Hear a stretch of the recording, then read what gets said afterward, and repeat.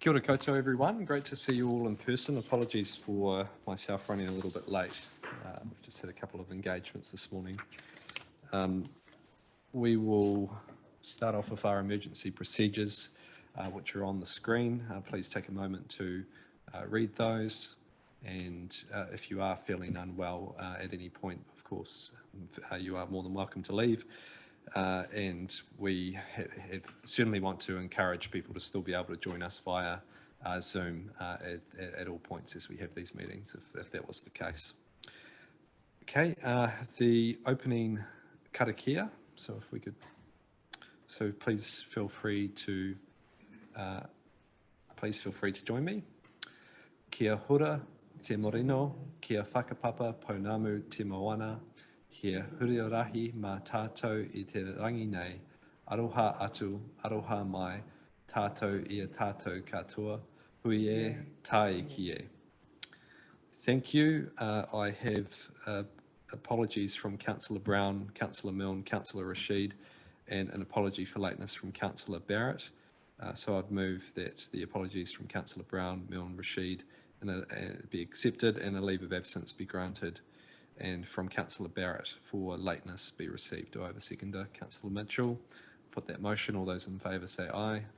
Those against no. I declare that carried. Moving through to public comment. I believe we have Phil Gibbons. Hi Phil, welcome. Great to see you in person. Feel free to come up.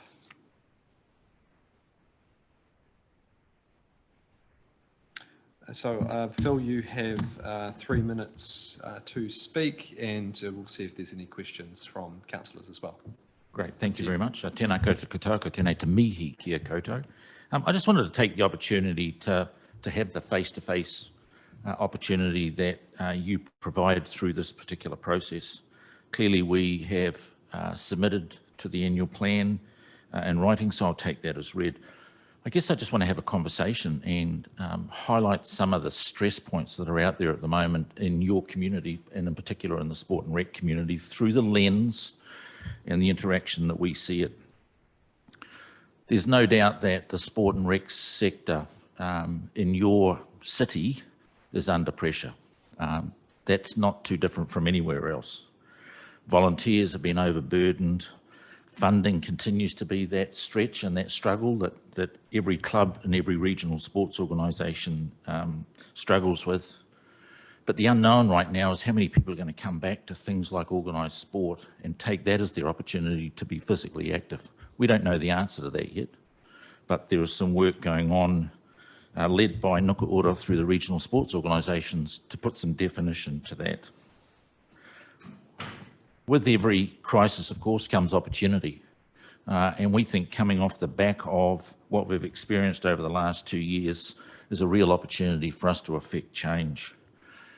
We're already seeing greater collaboration occurring within the sector, and certainly seeing greater collaboration occurring between organisations such as ours and organisations such as yours. There's a real chance over the next 12 months for us to strengthen those partnerships between Hutt City Council, Nuku Ora, local organisations, mana whenua and others. What's important though, and we're hearing it time and time again from those organisations, is that rather than think we can develop the solution and take it into our communities, is for us to go into the communities and build the solution with those communities. So there's a huge push being made at the moment, certainly by our organisation and our partners, to focus on locally led.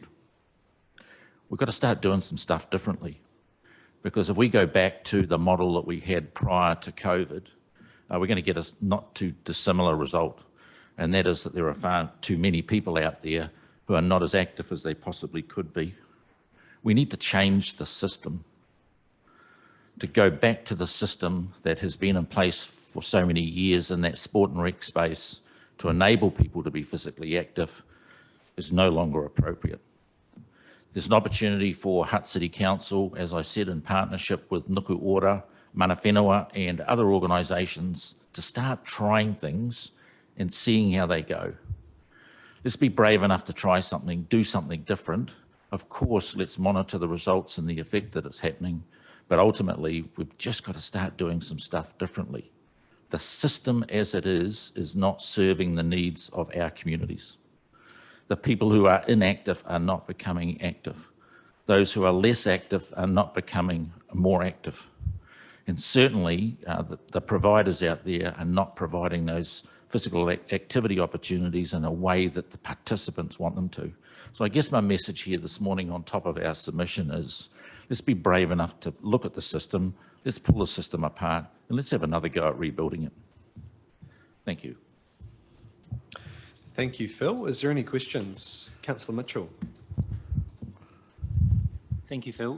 What's one thing we could prioritise in the next 12 months, do you think, to get people to be more active? Yeah, so I could start here and I could reel off a number of opportunities, but they would have been opportunities that I probably would have reeled off last year or the year before or the year before that. You know, reducing the cost associated with people being able to participate in what they want to participate in is kind of top of the list.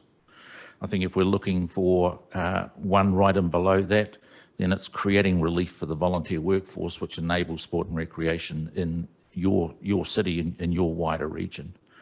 But again, I come back to that point of, we have a model, we have a system, we try and apply that system everywhere. There are some conversations going on at official level with Nukuora around where and how in your city might we actually break that model apart and start doing some stuff differently. We don't have a solution for that. What we're doing at the moment is identifying where perhaps the right geographical space might be. And on top of that, who do we want to bring to that conversation around locally led? Councillor Shaw. Morning, Phil, and thanks for your submission and thanks for coming in this morning. I know that Nukuora have done some really good things in the community. Totally agree with what you say about doing things differently and changing the system. Can you give us an example of something that you've done fairly recently that's really worked for our community in particular? Yeah. Up until 2 years ago, Naomi, Nukuora had no relationship with local iwi mana whenua. We are now in partnership, in this case, with Te Atiawa and Ngāti Taua Runangas, and we're now moving on a program called Hi Oranga Potama, which is a program that is funded by Sport New Zealand as a Crown entity. And that funding is made available for Māori to enable Māori to be more physically active.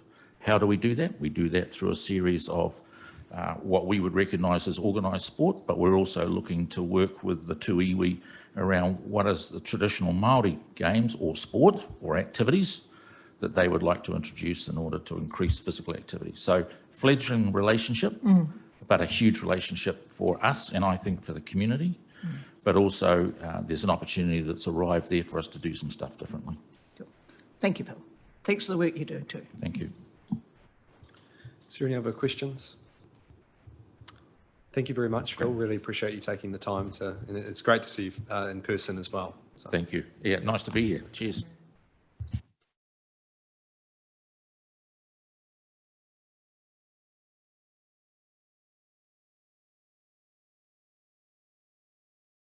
Okay, thank you everyone. So moving through to conflict of interest declarations, is there any conflicts for members to declare? No? Okay, moving on to recommendations to council and this item A, which is feedback analysis of engagement on the draft 22-23 annual plan. This is on page 6 of the agenda. So I'd like to ask Marty de Boer, Principal Advisor, Strategic and Business Planning, and Amy Dowdall, Senior Communications Advisor, to speak to the item. So Marty, you're online, and Amy is there as well. Yes, I can see her name. If you could turn your camera on, Amy. Great, thank you. So obviously we've got the information in front of us. If there's any overarching comments you'd like to make, that would be great. And then we'll see what questions members have for you. Floor's yours. Kia ora. This report provides analysis of the responses to the recent light engagement on the draft annual plan for 22-23 financial year. Reflecting the light engagement undertaken, there were 48 responses to the survey form, which sought views on the relevance of the 6 priorities from the current long-term plan. Respondents were generally supportive of the ongoing relevance of these priorities, with figures ranging from 2/3 support for the community's priority and up into the 90% for the infrastructure, environment and financial priorities. And these latter priorities also received the most support in last year's long-term plan consultation. Additional questions sought views on other priorities and projects respondents would like to see considered and other thoughts on projects planned. The number of responses precluded thematic analysis of comments received from the survey form and in emails received, and these emails include 6 attached group submissions. This feedback has been included in appendices to the paper for your consideration, and it's fair to say feedback was received on a range of topics and was varied. The recommendations ask you to note the engagement activities, receive the feedback and analysis, and to consider any further direction and guidance for officers ahead of the preparation of the final annual plan for 22-23. Kia ora. Amy, any comments from you? I don't have anything to add at this stage, but I'm happy to answer any questions. Thank you. Okay, so we'll open the floor up. Councillor Dyer. How this thing works. Obviously, we had multiple consultations open at the same period of time. Do you think that strengthened the quality and the quantity of responses that we got, or do you think it maybe diluted them a bit? So I'm happy to take this on, Marty. I think it's a great question. It's obviously always difficult to quantify that, but I think it's fair to say that it actually strengthened the responses we got because we had a lot more traffic driven to that being at the table platform. And we can see that we got a really good response on our 3 waters reform, our housing intensification and our other surveys that we had up at the same time. And we certainly had traffic going to the annual plan survey. It was just that people didn't seem inclined to respond to it. Now, whether that's because they would prefer to respond to the more detailed specific questions we were asking in our other surveys, or it's just that they were generally content with the direction we're heading with the annual plan, didn't feel compelled to say anything. It's obviously hard to pinpoint that, but I think both speak to the fact that this was a light engagement. And so this is sort of the response that we would have expected. Thank you. Is there any other questions? Councillor Shaw. In reading the submissions, I was particularly taken by one from the Disability Action, CCS, and they came up with some really, really good recommendations in terms of their particular group. How do we know whether these things are adopted eventually? You know, there was some really good stuff that I thought could have been implemented in our plan. What's the follow-up? Did people go back to them and say, yeah, we really like that idea and we'll consider it for adoption in the annual plan? How does that work? Perhaps I could attempt to answer this question. We did provide the feedback of this submission to Barry Gall, who is recently a community facilitator, I believe, with that community of interest. So we attempted to make sure that where the feedback was in specific areas, that we're providing that to the officers who can action it at a lower level. In terms of what actually goes up to the level of the annual plan, often it's at a higher level and doesn't get necessarily into the detail of all specific projects and actions undertaken. Thank you. Other questions? No? Okay, thank you, Marty. Thank you, Amy. So moving through to the recommendations that are in front of us. So I suppose now really is the opportunity for members to provide any further feedback or direction or guidance to officers ahead of the final preparation of the annual plan. Really, this is the time now, given we've had an opportunity to go through the feedback on the light touch engagement that we've done. Noting, of course, that is within a parameter of how we have approached this, and we are really saying that we are looking to follow through on what we said we were going to do. Councillor Hislop. Thank you. Yes, I noticed throughout the papers that there was the footpaths, the standard of our footpaths was mentioned quite regularly and by quite a range of people. So I just want to make sure that work on those and that there is sufficient funding there to make some improvements, you know, to our footpaths, because as part of our whole strategy to get more people walking, to enable people to, you know, with disabilities to move around and so on as well, we really need to make that a bit of a priority, I would like to think. Thank you.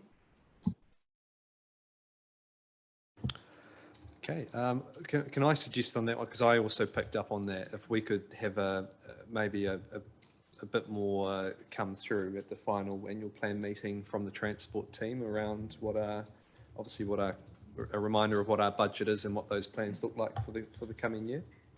Yes, we certainly can. And just a reminder to Councillors, through the LTP process, there was a big step up in the budgets. So I suppose the focus of the report could be around the delivery against that as well. Thanks. I think that'd be really helpful. And just further to that too, a couple of meetings ago, I think I requested that we had a report come through the Infrastructure and Regulatory Committee in relation to the footpath program. So I wonder whether that could be, you know, we could make sure that going forward that continues so that we know how it's going. Thank you. No, that sounds good. I think so. We'll get an update for the annual plan, but also put it into the work program for Councillor Hislop's committee as well. Great. Deputy Mayor Lewis. I'm forgetting how to use this. Thank you. Also on the disabilities submission, there are comments around increasing housing supply, and is it possible to get a report on their recommendations, like including accessibility in our warm, safe, dry houses in our statement, and what it would, you know, they've got a whole lot of examples about what other councils are doing to incentivise building outcomes to get the better outcome for disability and all ageing population into housing. Is it possible for a report to come through? Is there any comment on that? We've got some standards of our own through Urban Plus around accessibility. I think it's probably quite difficult to do all this ahead of the annual plan in terms of, I'm just being very honest about the programme we've got and what we've got to do, but it may be, there are a number of areas you might wish to think about in the next triennium, for example, around how you might incentivise social, affordable, accessible housing, and what you might wish to do, for example, around development contributions around that. But it is probably one for next term, Mr. Mayor, if I may be so bold. Also including things like Homestar 6, 7, those types of things. Yeah, thank you. That would be great if that could be noted and taken forward to the next triennium. We can do that. Thank you. Councillor Edwards, then Councillor Mitchell. I just to echo the comments that have been made by Councillor Hislop and yourself, Mr. Mayor, we have information in front of us that speaks about the carryovers that we're having to do because of the tight contractor market and officer time and so on.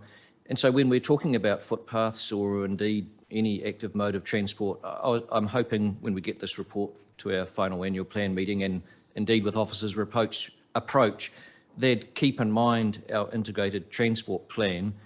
It's not been signed off yet, but we've given a clear direction that we want to see a much greater emphasis given to active transport modes and public transport. And so if resources are tight, contractors are tight, I'm hoping that priority will be given to those active transport projects. No, thanks. I think good comments. Councillor Mitchell. I was about to make exactly the same point, actually, that this might be a question of priorities, and, you know, certain things around public safety, for example, in our roading budgets might have to be the focus for our limited contractor capacity. And just to echo too the point that Councillor Shaw made, there was some really kind of rich detail in some of those submissions, in particular operational stuff, I think, rather than, you know, requests for greater or lesser funding in particular areas, but certainly hope that can be fed through to our roading team and our parks and reserves teams and the relevant teams in there. And finally, just an observation that, you know, we did agree to a light touch with this engagement, and it was primarily digital, but I think we all received something in our mail, and we all saw something in the Hutt News and materials at our library. So just acknowledging the effort that was gone to make sure people knew that this light touch engagement was actually happening. I thought it was quite telling that I think it was 848 people found out about and used the rates calculator. And only 48 people actually submitted. So presumably most of the people in there were, you know, kind of generally happy with what was going on and that money was going in the right direction. So well done to the team for making sure people knew this was happening. And I don't think the low participation rate reflects, you know, people not knowing about it. It was more that I guess there's kind of general agreement that we're heading in the right direction. So thank you. Thank you, Councillor Mitchell. Any other feedback, Councillor Briggs? Thank you, Mr. Mayor. Following on from my colleagues around the transport space, I think it's important we also pass feedback on to our colleagues at Greater Wellington Regional Council, particularly around a few of the submissions was around public transport and how that integrates into our city and the priority there. Obviously, we've got some levers around bus lanes and other features we could add more into our city, but I think it's key that we continually work collegially with Greater Wellington for those collective outcomes as well. So would you like the comments that probably are more directed towards the Regional Council to be passed on? Yes, so we can, yep, so we can do that. Yep, great. Madam Chief Executive, if you... Thank you, councillors, for the comments. Just to assure you from, there's some hugely rich stuff in there, as you say, and particularly some things like the Disability Network from Nuku Order. So you know, the stuff that Phil was talking about is linking into our asset review work that we need to come back to you with. So, for example, not just thinking about sport as organised sport, but the walking and all the things that means. What does that then mean for future investment in terms of a lot of the stuff around transport? Then that will feed into the work that John is doing to put together a programme. So when those things come back to you, what we will do is just make sure that we identify that's where it's picked up. But I don't want you to think that feedback comes in here, it's used for the annual plan, and that's it. It's distributed to directors and the teams, and Kelly Crandall's team, John's team. They all use that as part of informing where they go next, because absolutely there's rich stuff in there, and I'd like to thank those organisations for doing it. Councillor Dyer. Thank you, Mr. Mayor. I'm just following on from Councillor Briggs. There was one text submission that really jumped out to me on the public transport space, and I'll just read it. It's very short. That we strengthen our relationship with other regional councils to get agreement on some really significant regional changes to public transport. They'll make a huge difference to carbon emissions. So I'd quite like to see officers work out if there is some sort of joint way we can work together on public transport more in the future. I know this isn't a quick thing to do, but we've obviously got some levers to make using a vehicle more difficult, but we also need the levers to make public transport better with bus lanes and better bus stops and better active transport. Until there's some joint agreement on how public transport's rolled out, it's quite split at the moment between regional council and ourselves. So it'd be quite useful, I think, if officers can work with regional council to see if there is some sort of joint model that can improve public transport going forward. Okay. Yep, I think that's good feedback. Any further comments, feedback, direction? No? Okay. Any final comments from officers on this piece? Okay, so what we will do is just with the recommendations, so we'll change recommendation 3, which says considers any further direction and guidance, that officers note direction given to the meeting, and that be used to ahead of preparation of the final annual plan. So, and then of course 1 and 2 are just noting recommendations. So I'll move that. Do I have a seconder? Councillor Edwards. Any discussion? All those in favour say aye. Aye. Those against no. I declare that carried. Thank you. Moving through to item B, which is potential targeted initiatives to support business sector that is significantly affected by COVID. So on page 45 of the agenda, and I'd like to ask Gary Craig, Head of Business and Economy, to speak to the item. Gary, floor is yours, and then we'll see if there's any questions. Thank you, Mr. Mayor and councillors. This paper comes back to this committee after its request at its last meeting that officers consider some targeted initiatives to support sectors that were unduly affected by COVID-19. So officers have now considered those COVID-19 impacts. The evidence clearly indicates that both regionally and nationally and within Lower Hutt, that the hospitality sector is the most negatively impacted by COVID-19. We have looked at how other councils have responded to the recent impacts of COVID-19 in their cities, and there's a range of some initiatives that other cities have proposed. I can add that Upper Hutt City Council has recently proposed a $50,000 activation fund, very similar to what we're proposing here. And as a consequence of the work that we've done, we're proposing that council provide further targeted support with a number of initiatives. One is the waiver or subsidy of the food licensing annual renewal charge, which is $180 for the period of the next full financial year. For those businesses that have a registered food control plan, so that picks up cafes, restaurants and bars. We propose waiving or subsidising the annual permanent temporary pavement encroachment fee of $59, again for the full period of the next financial year, and also putting some funds aside for an activation fund that our partner organisations and hospitality businesses can apply to support activation and events to encourage more people back into the hospitality and retail centres, encourage people back into their local places of work through the likes of a Buy Local campaign. And we ourselves will amplify the promotion of planned council-supported events such as the coming up Hot Chocolate Challenge and Matariki events. We have looked at where this could be funded from and have identified a number of carryovers from this year's budgets, and the use of some savings that have been made in the development stimulus package, and are recommending that these proposals be adopted by council.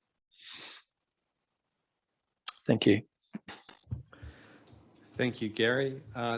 Just to kick off, I suppose, from me, and it's a bit of a general question, but from your experience and the team's experience out there working with our business community, where are you seeing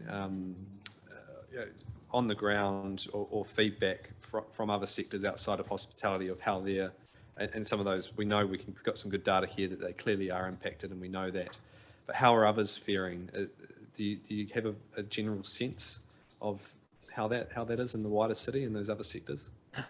Oh, I think as you observed at the last meeting, it's very mixed. There's no doubt that retail and hospitality are the sectors that have been most impacted. And I think that's as a consequence of the fact that as foot traffic dried up, as people went into isolation or became ill with COVID and therefore were out of circulation, those were the sectors that were quite clearly and most visibly impacted. Other sectors have a more capability to carry on in those circumstances, whether it's trading online or the likes of manufacturing, being able to, where the workforces are less impacted by COVID. So, yeah, it's a very mixed and continues to be very mixed. We are seeing an improvement in the hospitality sector. We received the numbers, the market view numbers for April yesterday, but they're still showing a decline compared to the same month last year. For example, April was down nearly 5% on April last year. Thanks, Gary. Any questions, Councillor, Deputy Mayor Lewis and Councillor Dyer? Thank you, Gary. Just a quick one. It says in the consultation that you have discussed the idea with the Hutt Chamber, the Hutt Valley Chamber of Commerce and JSP. How was the response from them? All our partners are very are supportive of the proposals. And we would see them being quite closely involved in some of the initiatives. Yep. Councillor Dye. Thank you, Mr. Mayor.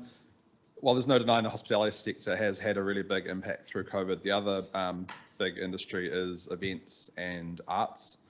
This came through really strongly at the Creative Communities funding this week. The amount of people that were applying for money was massively over what we had to give away.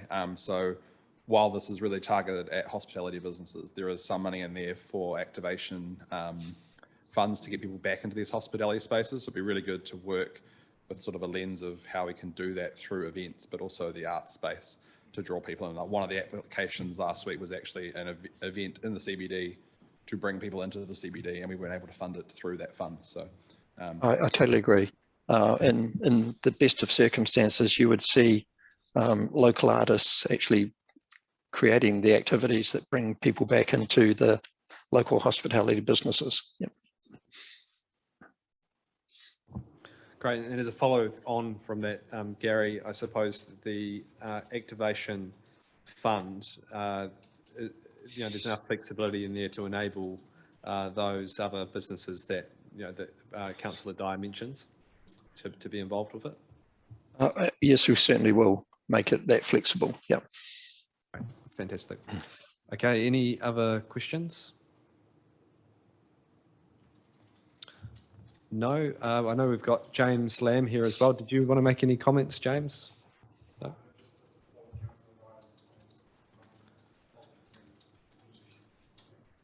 Great. Do you want to? Now you created a rod for your own back here. Now That's the one. I just wanted to echo the comments around the partnerships and the conversations we've had with the Chamber and Jackson Street program. Also talk to Southend Business Group. These are players that can bring in a wider part of our community, and certainly with the musicians, the creative communities, the artists and what have you, that's exactly what Jackson Street program have been talking about. And so we're looking to allow that through that fund. Great, thank you, James. Okay, so we've got the recommendations before us, and I just want to really reinforce here that this is the opportunity now for us as a council to make some clear decisions on how we want to take. We've got an officer report in front of us, which follows through from a request for this information to come through, and this is now the time to debate and discuss how we want to approach that particular support.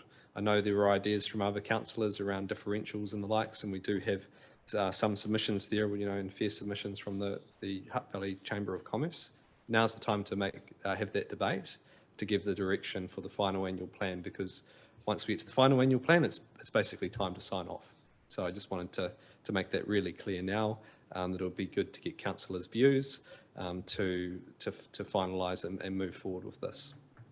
So is there anyone before I'll basically will put the recommendations that are in front of us.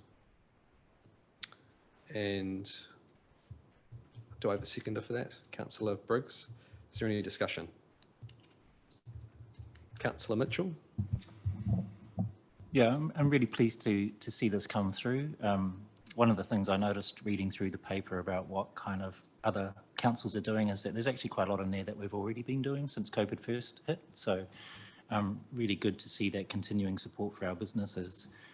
I guess my main feedback would be operational in terms of this kind of activation funding, that our officers work to ensure that that funding is spread equitably across our city. We have some very loud voices in the business community and in some parts of our city.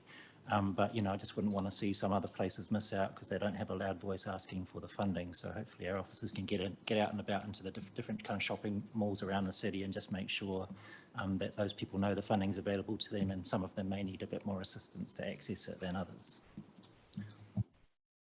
Thank you. I think that's really good feedback, and I'd say we also, all of us have a role to play to help promote that when we're out there, because if all of us talk to 10 different businesses, and I know I've been talking about the potential of this, if approved, with some businesses in Days Bay who are quite interested, who haven't engaged with us before. So but I think that's really good, a really good suggestion. Any other discussion on this?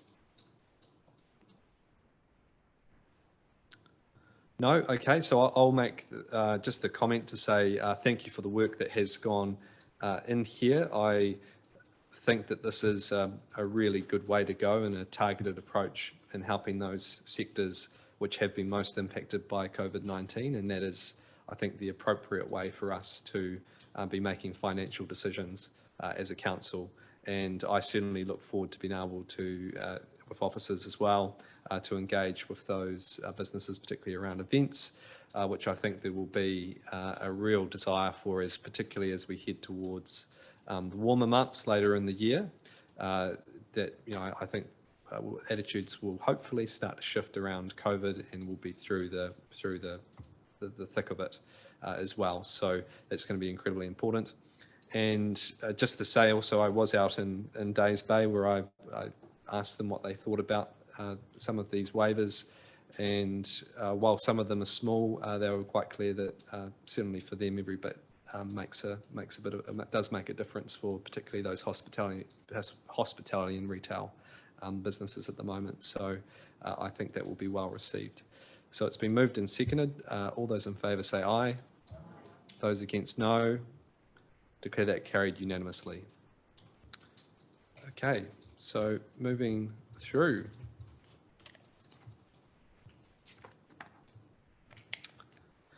Which we'll move through to item C, which is progressing decisions for the final annual plan and financial aspects. So on page 54, we have Daniel Coanders, Manager of Financial Strategy and Planning.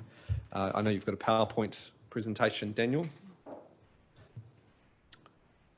And we will run through that. As members will be aware, this is it's quite helpful to go through where we are in the process, where we've come from, and where we're heading to as well. So I'll pass it over to you, Daniel. Cool. Thank you, Mr. Mayor.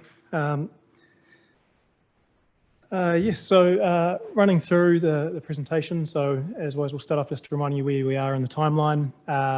So on the 18th of May, so primarily here today to receive feedback and progress as many final decisions as possible ahead of the final annual plan being put together.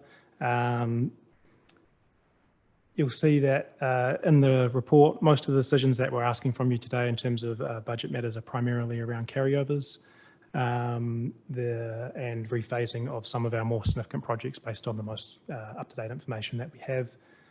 So key elements being in there around key projects, Riverlink, Nine Pool, Petonia Wharf in terms of rephasing and carryovers. Probably one of the decisions that's not a carryover, just to draw your attention to, is around the EV charging stations, which is looking to transfer some funding across from the fleet budget to cover where they're seeing overruns and costs in relation to the EV charging stations.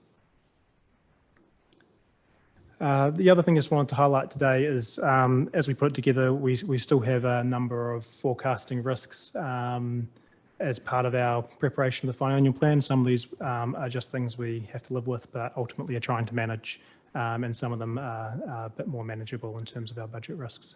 So the first two there ultimately come as a little bit of a pair. COVID disruption extends to a range of things, but one of those is certainly around our capital deliverability and achievability. And this is something that our project managers are continually working to try and get ahead of. We're also seeing changes around interest rates in the wider environment. So this is likely to impact the interest rate assumption that we have in our draft annual plan. We're currently seeking advice, or we're sought advice from our advisors, and we're likely to see an uplift there. We'll be reporting back on this further as part of the next meeting on the 7th of June. Inflation continues to remain a risk to our budget achievability. As noted in previous meetings, this is an area that is as much a long-term risk as anything else. In the short term, we do have contracts in place to try and manage the short-term risks around this, but it is certainly something where we're seeing more pressure coming through and is likely to need to be dealt with in future annual plans. And some risks do come with opportunity, which there's a couple there at the bottom around central government funding, which is available to us. So the Infrastructure Acceleration Fund, it's great that we've been accepted in through the next stage of the process to negotiate with Kāinga Ora. So as we work through that process, or once we've worked through that process, we'll need to come back to council with the outcomes and the impacts of that, both the funding that we're ultimately able to potentially receive and the impacts on our budgets and the capital program. And alongside that, there's also Three Waters Reform Program Better Off funding, where officers are working through the best place to apply for this, and we'll report back with further advice once we've done this. So to sum things up, overall, you'll be used to seeing these graphs in terms of our key metrics. So for the overall capital program, since the draft annual plan, it hasn't moved too much, so we're still broadly in line in those first couple of years. This has the same flow-on effects to our debt projection, again, is broadly in line with what was there in the draft annual plan. In terms of our balanced budget position, this is in the long term a very slight improvement by the year that we achieve our balanced budget in 28-29, although I expect any increase in interest rate assumptions might hamper that a little bit when we come back in the next meeting. You'll notice that there has been a drop in the immediate future. This is primarily an accounting adjustment where we've had to move the Go Digital program from a capital expense to an operating expense over the next couple of years. So the other area we're seeking further direction and confirmation from Council today is in relation to rates. So first up, the targeted rates, we're just seeking to confirm those as proposed in the draft annual plan. So that being a $34 increase for wastewater, a $31 increase for water supply, and increases between $0 and $8 for the various waste services targeted rates. And alongside this, we're seeking confirmation of the 5.9% plus growth rates increase or rates revenue increase overall.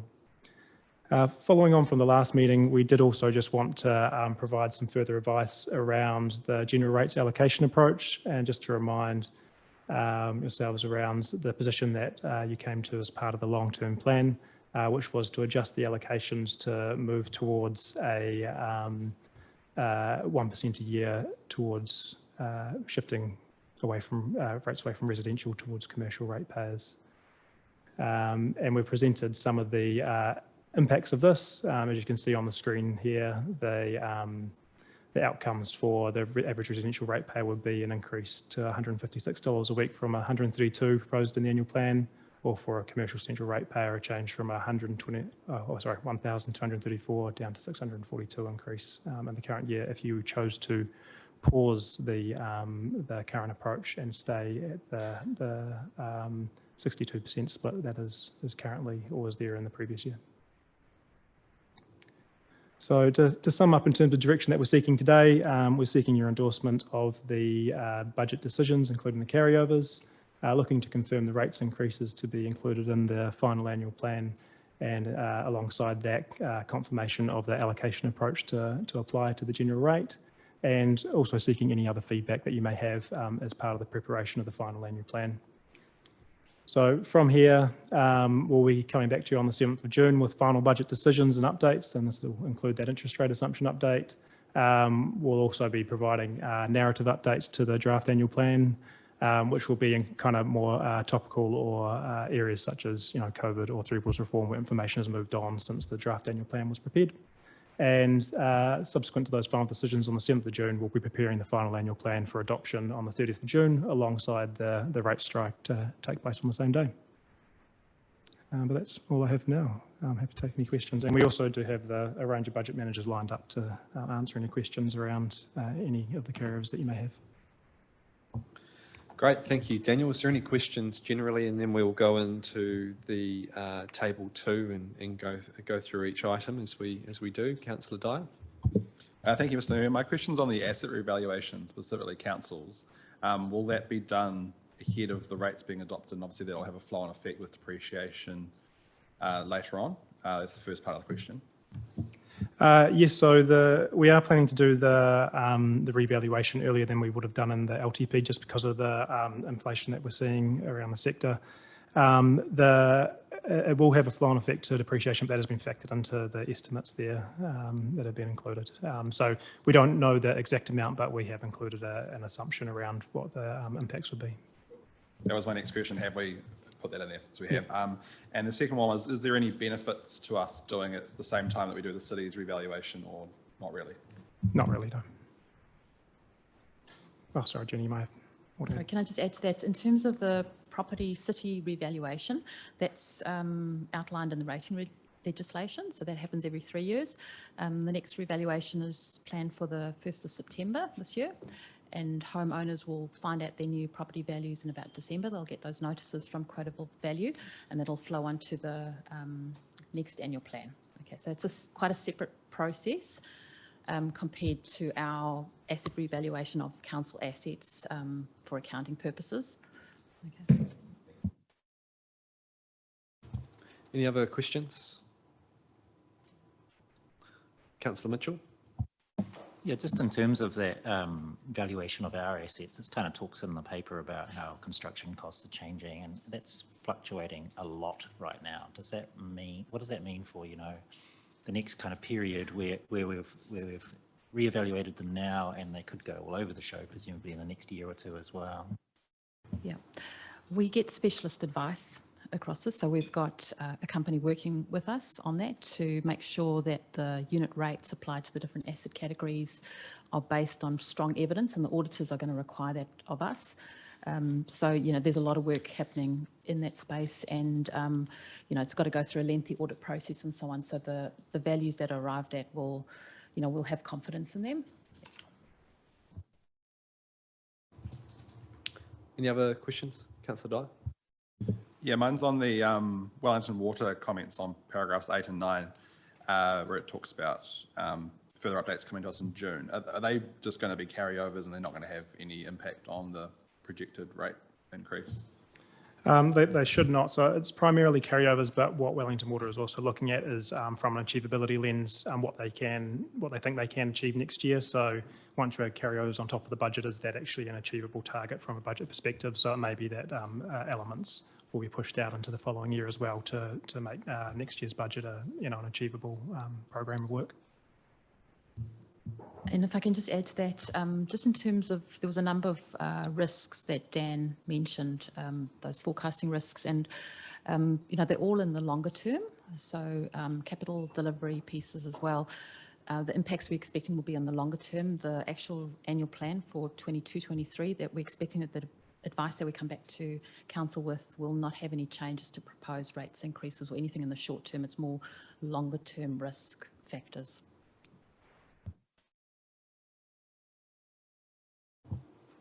Any other questions? Very, very good. No? Okay, so we will go through table 2, which is on, we've got a page number there. Apologies. Table 2, which starts on page 59. Okay, so the first one is traffic safety improvements. We do have John Kingsbury ready to go. If there is any questions on this one.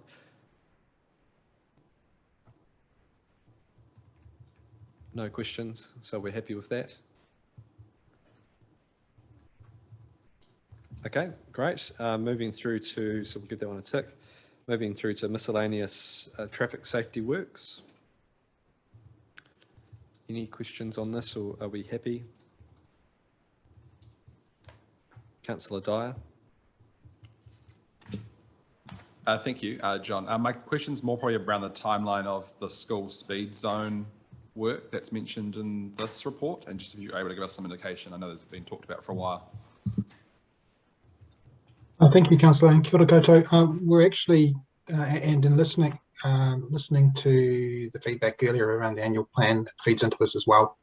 We're setting up our program for 22-23 now, which includes the school speed program. So we've got our new road safety coordinator has been here for about a month, so they're just getting their feet under the desk and working on putting together that program. But that program will be across all of the transport program as well. So we'll have a much wider speed review program that we're setting up. We'll also have, in reference to the footpaths earlier, that is going to form quite a big part of our work program for next year.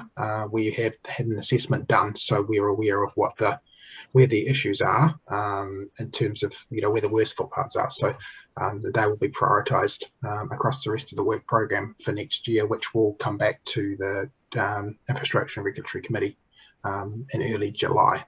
So we're moving towards a more proactive rather than reactive way of managing maintenance and managing our traffic and our work program to get, which kind of makes sense in terms of delivering the outcomes that councillors and the public want, so that we're not completely reactive and jumping from one side of town to the other, where there might be more important things in a different place that we're not getting to. So that's the work we're doing now, and that obviously includes the speed program. It includes all of the traffic, all of the maintenance and renewals programs as well. Any other questions? Councillor Mitchell. Thanks, John. It was noted just earlier when we were talking about Wellington Water that these carryovers are kind of have a bit of a cumulative effect. They're being added on to the planned work for the coming year. And are we confident that we have the capacity ourselves and with our contractors to deliver what's now essentially a larger work program this year? Thank you, Councillor. Yeah, the program was set up to be bigger at the back end anyway, in years 2 and 3 of this National Land Transport Program period. So yes, we are, and we've had a couple of new starts, additional starts in the project manager space, traffic asset lead space this week as well. So internal resourcing is moving in the right direction, and we're getting more capability. We are at risk of external pressures, of course, and Dan spoke so eloquently around the impacts of COVID and on the workforce and various other things as well. So that there is that external risk still with getting contractors to be able to finish the work. But we're doing what we can to manage that and bring as much of the upfront design work over the next little while in-house more than we have been in the past.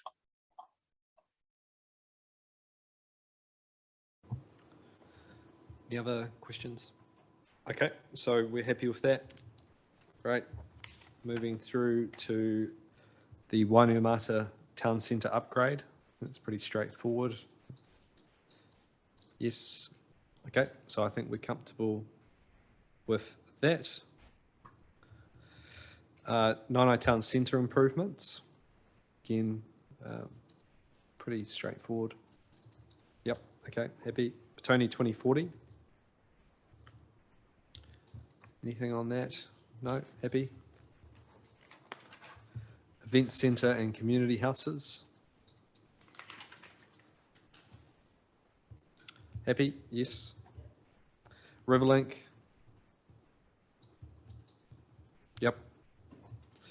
City strategy. I'm not going too quick here. Everyone's happy? Yep. I think it's these are quite straightforward from what Wellington Regional Growth Framework and Urban Precinct Placemaking.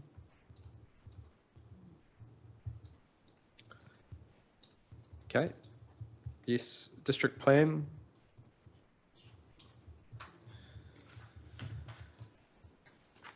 Yes. Stokes Valley Pool. Yes.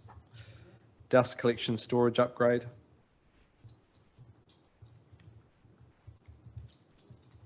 There's lots of officers getting away with things here. That's right. Well, it's very good information. Yeah, that's right. Museum renewals. Okay. Healthy families. Yes. Libraries renewal, Moida Library. Okay. Libraries RFID machine. Yes. Walter Nash Centre renewal. Yes. Yep. Okay. Yes. Nainai Pool. Yep. Petone Wharf. Yep. Councillor Briggs. Thank you, Mr. Mayor. obviously, Just Kelly, I think, is on. Kelly Crandall, if you're there.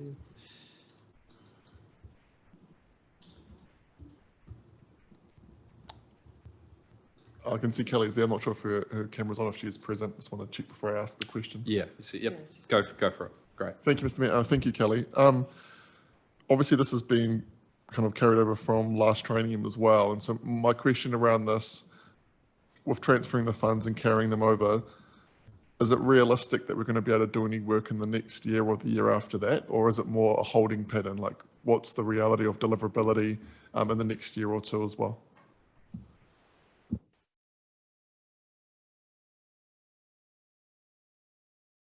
Sorry, Kelly, you're currently muted.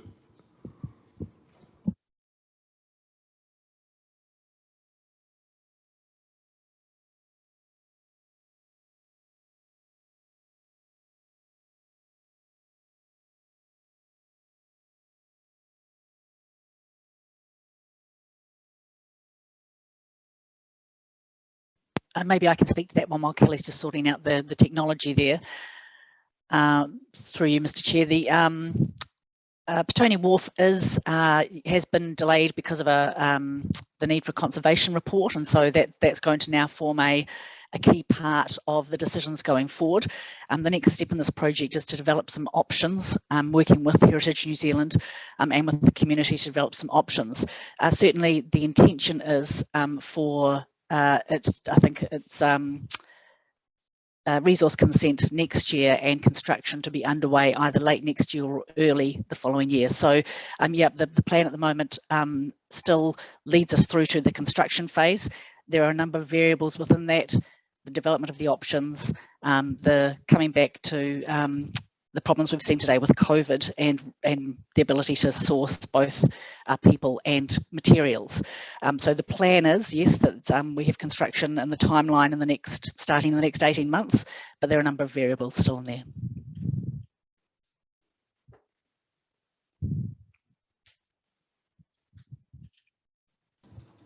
Kelly, I think you might be off mute. No? Okay, that's okay. Does that answer the question, Councillor Briggs, from Andrea? Okay, no problem. Any other questions? Okay, so we're happy. Nice to have project, and we should, with 23 million, and I think with the rates going up and the cost of living crisis and all the rest of it, I think we should revisit this. I don't think we should be doing it. I think for 23 million, you'd want the Santa Monica Pier or something. I just don't think we can afford it as a city. Okay, is there any other feedback, thoughts? Deputy Mayor Lewis? Yes, thank you. I just wondered from the officers, the money that's been invested at the moment, the 5 million, is that to do all the work for the resource consents and heritage stuff? Is that what you said? Oh, she's gone.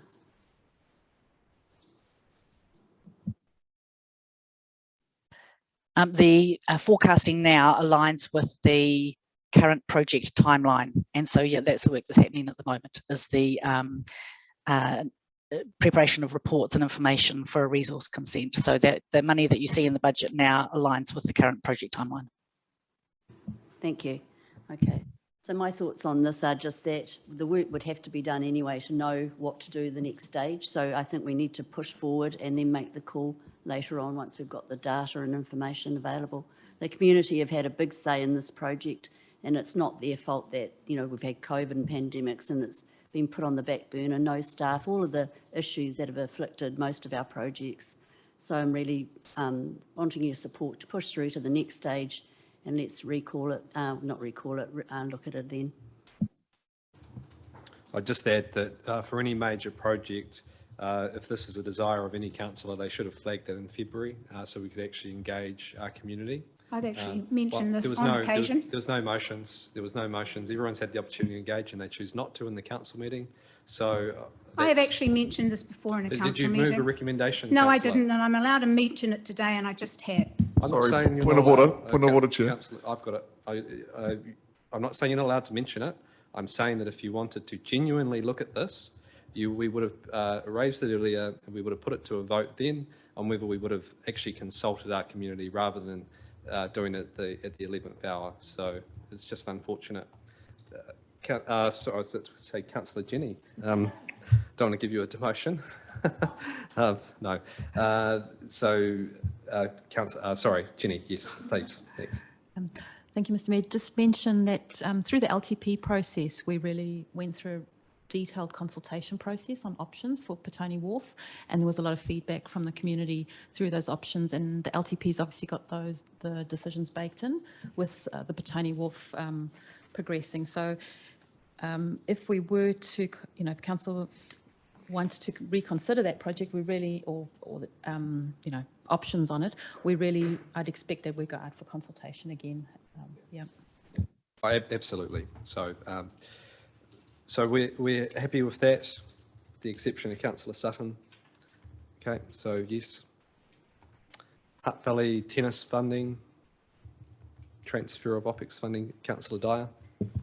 Yeah, I had a question on this. It's more around my memory failing me, but there was some talk about us selling the land and the difference that we got after the revocation of the reserve would then be passed on to the tennis. Is this, or is this a separate grant and that work is still ongoing? I think they're both pieces are ongoing. So the club, we're planning to give them this $500,000 grant. So that's part of the funding. And there's another piece where council's agreed the proceeds from the sale, the net amount from the proceeds are also going to be given to the club, and that's a council decision as well. So, and I think those processes are just, nearing completion, but they're not quite there, and they won't be sorted out by the 30th of June, and hence the need to push it all out into the new financial year. That's my understanding. But Andrew's probably a bit closer to it than me. Yeah, absolutely correct. Jenny, this is just us following through on the decisions that council made, and it's just taking a bit longer. Okay. Any other questions on that? Councillor Mitchell, then Councillor Edwards. Yeah, I did just want to check in on this one too. From my memory, that $500,000 was for strengthening of the existing club rooms, and it was afforded to the tennis club quite a few years ago. And my concern is, of course, that the cost of doing that is now probably a lot more than it was when that grant was first offered to them, and whether officers have had any conversations about whether they're still going to actually be able to deliver on what the grant was intended for.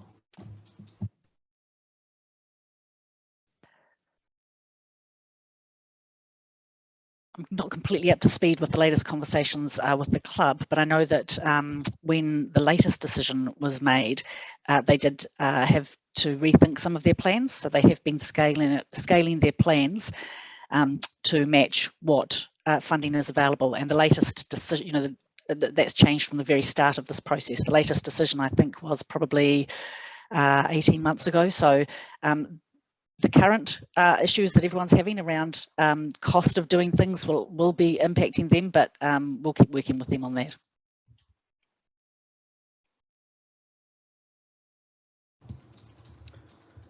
Okay, any other questions? Sorry, Councillor Edwards, yes. Sorry, just similar concerns to those expressed by Councillor Mitchell.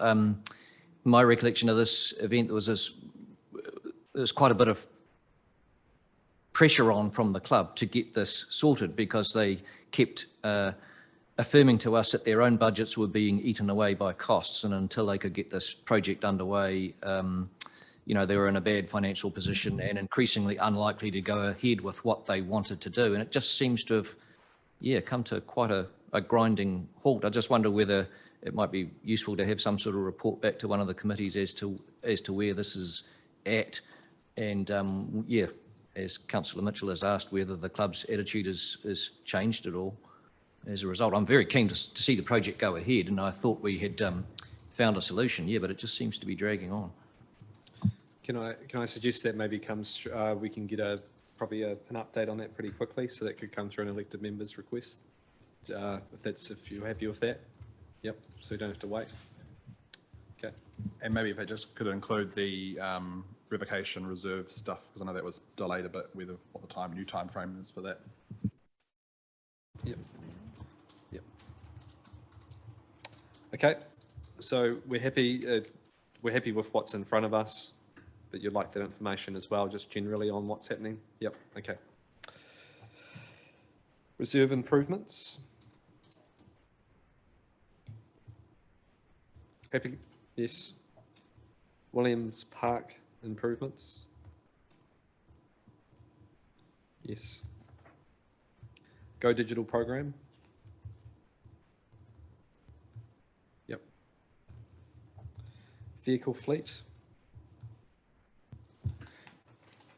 Yes. Electric vehicle charging station rollout.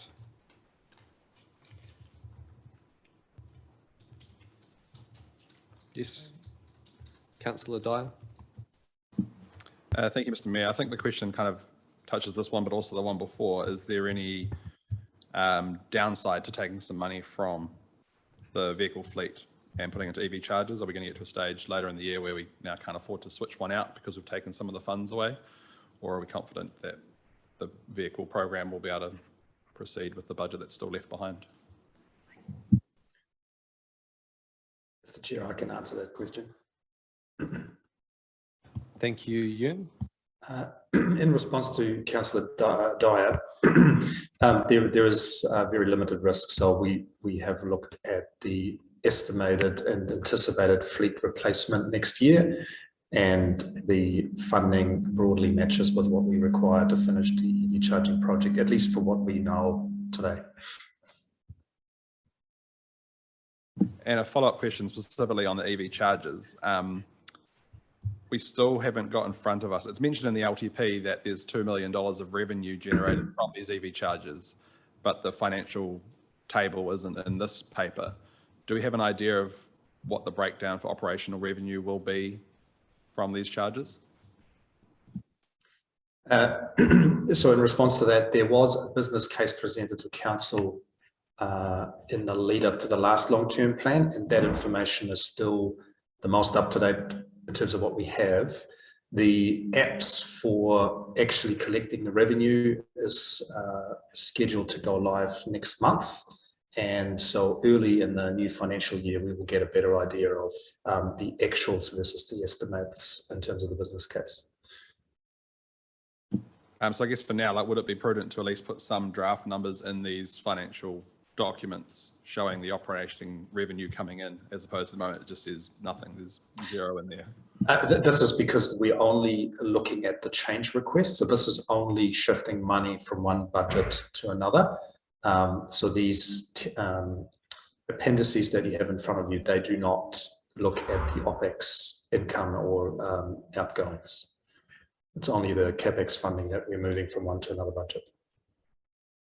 Okay, so there still is the operating revenue is in there, we just can't see it in these. Yes, absolutely. Cool. I guess where I got confused that some of the variances show no variance and that table's in there, but yeah, as long as it's still in there, that's fine. Councillor Mitchell. Thanks, Ewan.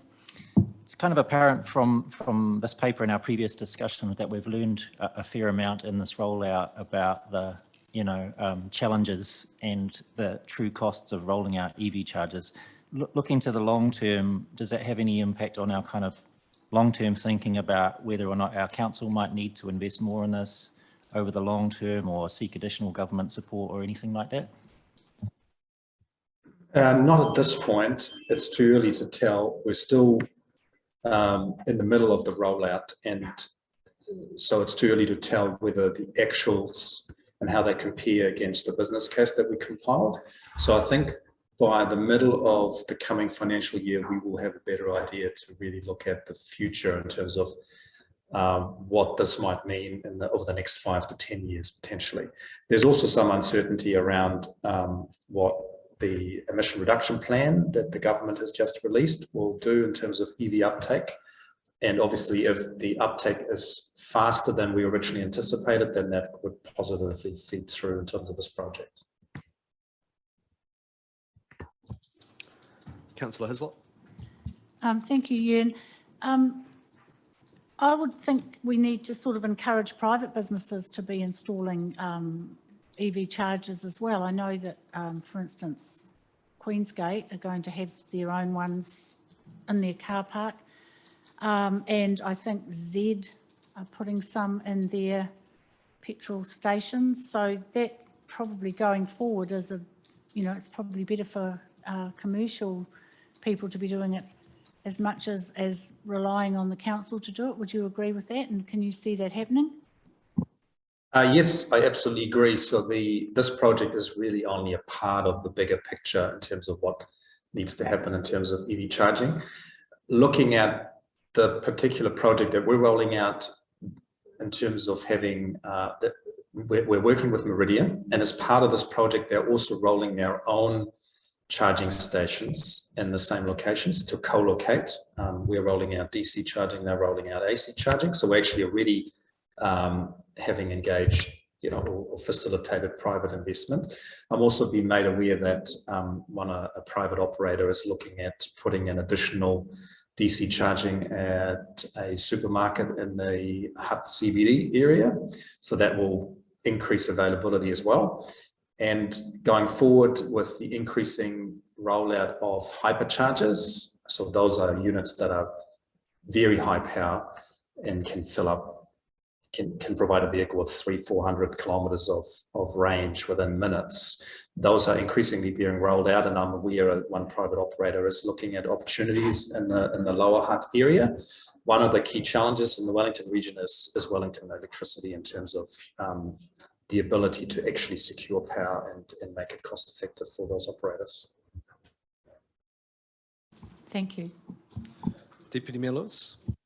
Along the same lines, Eunice, Councillor Hislop, with the EV charging stations, have we got a cap on how many we're actually putting out and using ratepayers, council land for? I'm not quite clear if I understand the question correctly. So we're rolling out 20 in this project, and if there were to be any more, then we would certainly need to develop a new funding, but that would need to come to you. Thank you. Okay, so we're happy with that? Yes. Targeted support, we've already covered that to businesses as well. Okay, so now we move through to, is there any other final comments of Councillor Briggs? Thank you, Mr. Mayor. Just comments around communication with our community. Obviously, with a lot of these projects being delayed or stalled due to a number of reasons, it would be good if we could have some communication plans developed for those projects. Some of them have been delayed for 3 years, and community's been waiting for some time before those to even occur as well. So if we can be strategic with those communications in the coming months, that will alleviate some of the anxiety in our community as well. Okay. Sorry, Councillor Shaw. Yeah, I just agree with Councillor Briggs' comments about that.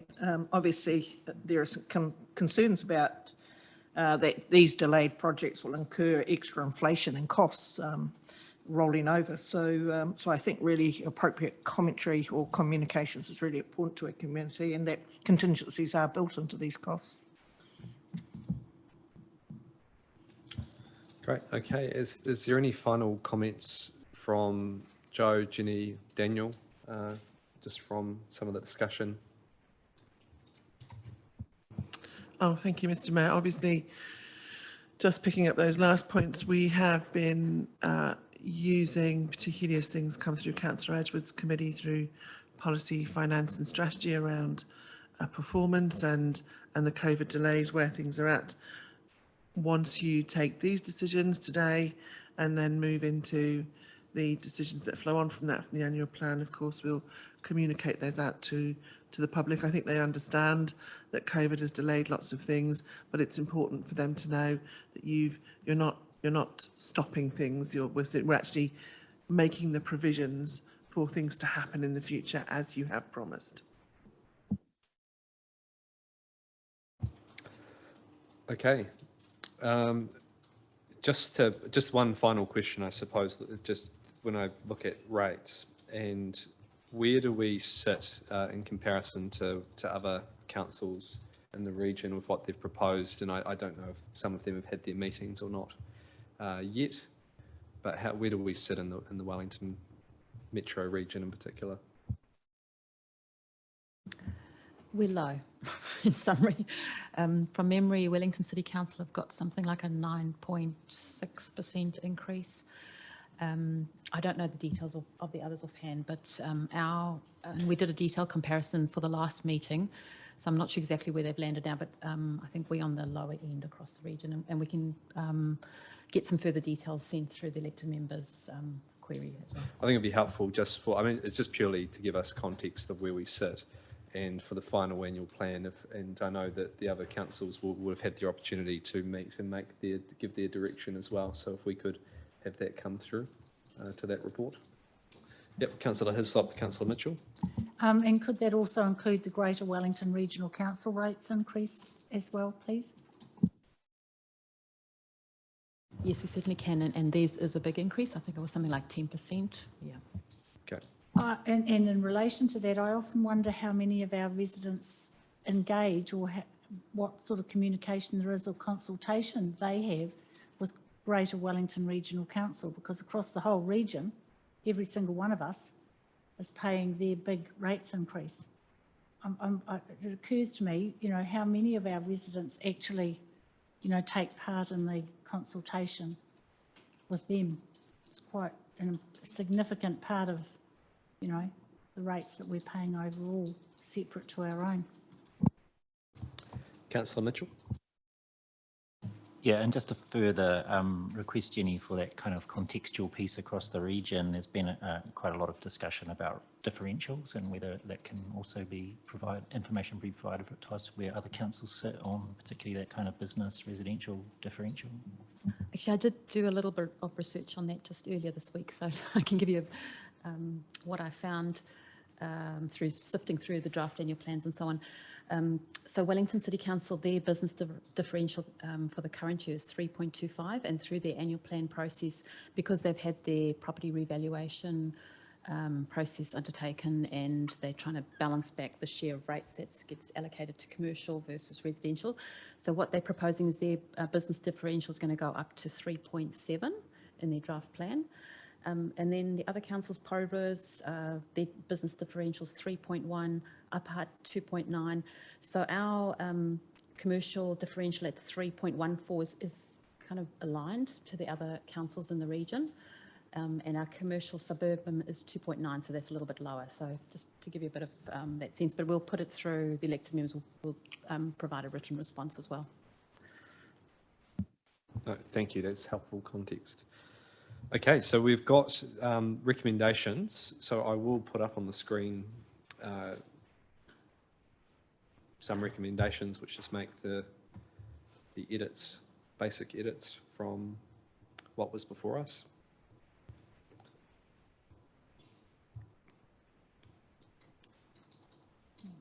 It might be a little bit tricky to see. So really, recommendation 1 remains the same. Recommendation 2 is endorsing the budget matters as recommended by officers, and I believe that is all of them. So that will include all items in table 2. 3 and 4 are the same. 5 endorses the application of the rating policy for general rates allocation to be in line with the direction set in the long-term plan and final annual plan for this coming financial year.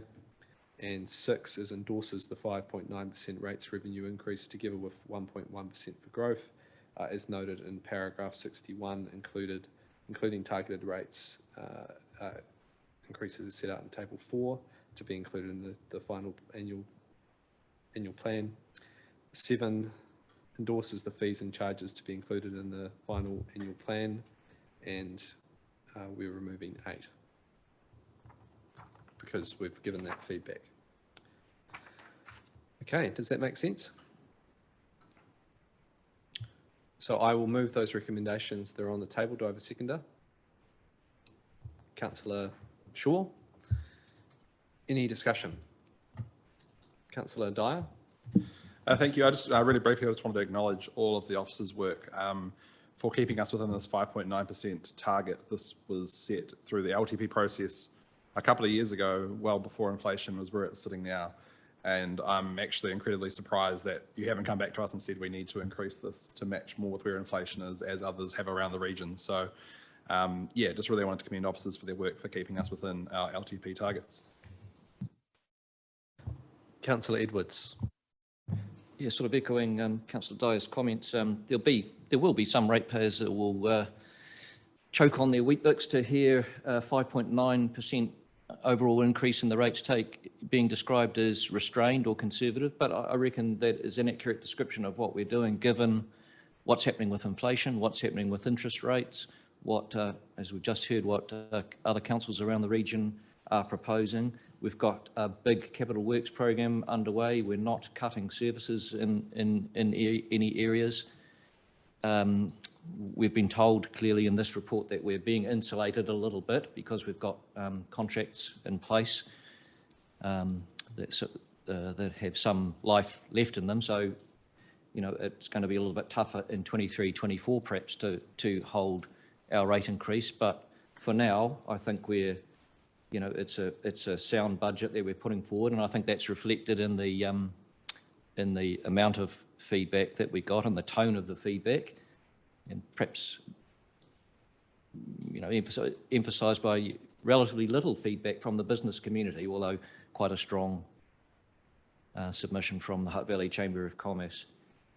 And I'd also just like to once again endorse or defend the principle of the 60-40 cost split, business/residential, that moving towards. I think that's a sound principle that we need to bed in. We've got another revaluation, general revaluation at the end of this year. Who knows what fluctuations in property values that we'll see between commercial and residential, to have a sound principle based on where our costs fall of the 60-40, you know, provides some certainty and a platform ahead. So yeah, they're my comments. Thank you, Councillor Edwards. Is there any further comment? Councillor Briggs. Thank you. Similar to my colleagues before me, I'm happy with where the rates increase is proposed to be sitting. I think the challenge ahead of us this year is around our capital program and the deliverability of that. I do have concerns that our ambition cannot be met by the reality of contractors as well as materials in the coming year. So I think we need to be extremely prudent and continue to build in contingency and actually plan for worst case scenarios for cost escalations. And hopefully we don't need that reserve, but we need to be ensuring that we continue to put it in place so that if a project is delayed by 12 months or longer, we still have the financial capability to deliver on it when we can actually put it into motion. Any other comments? Okay, just to make a final comment, and it's echoing particularly the words of Councillor Edwards, that I do think this is very much a restrained annual plan, and I think this is showing a high level of financial discipline. And we as governors made it very clear to officers late last year that we wanted to stick to our annual plan. We wanted to stick with what we said we were going to do to give certainty to our ratepayers and certainty to our community around the projects, in particular the infrastructure investment that we're making. But also at a time where costs are rising, there is a significant issue in regards to the cost of living. I think we absolutely all acknowledge that. The March quarter had inflation at 6.9%. That does impact also, as was mentioned and has been reported, there is some insulation, but that does impact our projects as well and our delivery. So we have been able to remain disciplined and keep within what we said we were going to do. And I don't think anyone would have predicted the level of inflation when we were going through our long-term plan last year. So I just want to thank particularly all of the work behind the scenes from officers led by Jenny, Daniel, Joe, in ensuring that there is a level of financial discipline, because the easier thing potentially to do would have been to let a bit of slippage happen there, or to ask for more money on projects. So I just really want to commend that and thank all of you for your support in that approach. Of course, there will be difficult decisions over the next 12, 18, 24 months, and we just need to be real and upfront with our ratepayers, as we have been, I think, over the last 2 years when those arise. And I would say that for most, they understand and get that it's a pretty challenging environment out there, as long as we are keeping them well informed and we continue that type of discipline we've been able to show here. So with that, we have moved and seconded.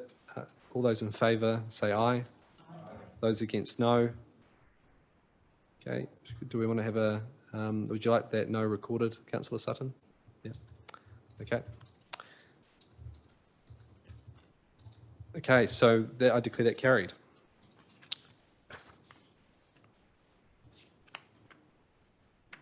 Moving through to questions, I have no questions, so I declare. Also, just to note, we will go back to apologies, given Councillor Barrett from her engagement hasn't been able to make it, so I would like to move that we accept Councillor Barrett's apologies for this meeting. Do I have a seconder? Councillor Briggs. Any discussion? All those in favour say aye. Those against, no. Declare that carried. So I've received no questions, so I would like to declare the subcommittee meeting closed at 11 a.m. And we will take a 15-minute recess before we come back. Sound okay? Great. Thank you.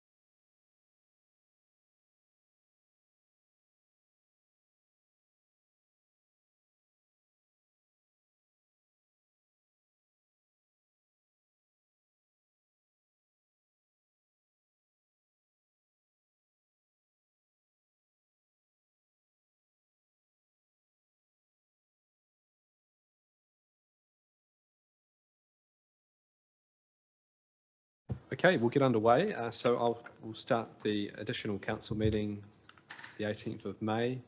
I just moved through to apologies, so I've got apologies from Councillor Milne and Councillor Rashid. I will also move apologies for Councillor Barrett. Do we want to, and Brown? Do we want to lateness, or do we want to just put the apologies in, and if she comes we can change it? Question, Mr Mayor. Did we receive reasons for their apologies, please? Councillor Barrett is in Wellington in the court case, and she's just gone point of into order. court. Point of order. Point of order. Okay. Yep. So yes, we have received reasons. So, sorry, did you have an update on Councillor Barrett? Okay, thank you. Could you provide that? Yeah, she's just gone into the courtroom now in Wellington, so she won't be back, I shouldn't think. Okay, thank you. Appreciate that.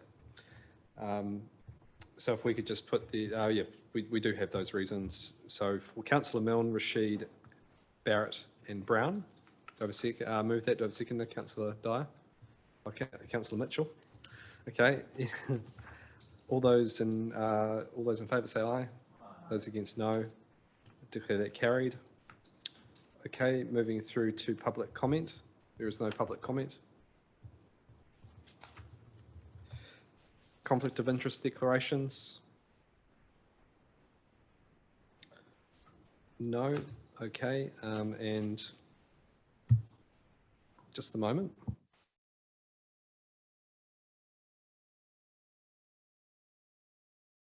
Okay, so just the major item not on the agenda, and so that in terms of standing orders, council notes that the matter of the Hutt Hospital was not listed on the agenda because the announcement was made after the agenda was distributed, and agrees to discuss the matter at the meeting due to the urgency of the matter.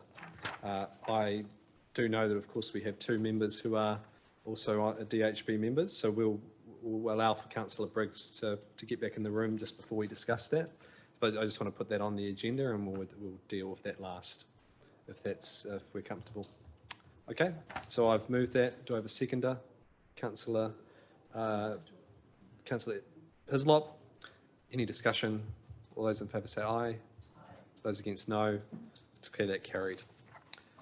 Okay, so moving through, we have recommended item to council, which is the recommendation to council from the long-term plan annual plan subcommittee, and this is really the council adopts the recommendations which we have just gone through, A, B and C. So I'll move that. Do I have a seconder? Councillor Mitchell. Any discussion? All those in favour say aye. Aye. Those against no. Declare that carried unanimously. Item 5, remit to council local government New Zealand on boy races and associated antisocial behaviour on page 7. So I'd like to ask Angela Gordon, Senior Policy Advisor, to comment on this, and then we'll see if there's any questions. Thank you, Mr. Mayor and councillors. Are you able to hear me okay? Yes. Yes, okay, thank you. I won't go through the whole paper. I will just note that we were asked to put together a remit on this topic based on complaints received from, well, to councillors and also to officers in the Transport Division. In doing some research on this topic, we found that it is actually a national issue. Therefore, it does fit the criteria for a remit. So the remit that we've put together is not suggesting any particular solution. It is, in fact, just advocating that a discussion take place with stakeholders and subject matter experts. So I'll just read the remit to you with one slight technical change to what you see in front of you. It's I'm just updating the Act rather than the Amendment Act. So for Local Government New Zealand to implement a nationwide working group of subject matter experts with the objective of formulating an action plan to effectively enforce the Land Transport Act 1988 and work with police to tackle illegal street racing and the antisocial behavior associated with it. I'm just here to answer any questions about the content of the paper. Any questions? Councillor Dyer? I've got a couple. The first one's on the third recommendation, which is delegates to the Mayor and Standing Committee chairs that they can support any proposed remits in the future. I've quite enjoyed this coming through Council before. Is it purely a timing issue that we're not able to discuss them at Council before it goes to the conference? Or is that still possible?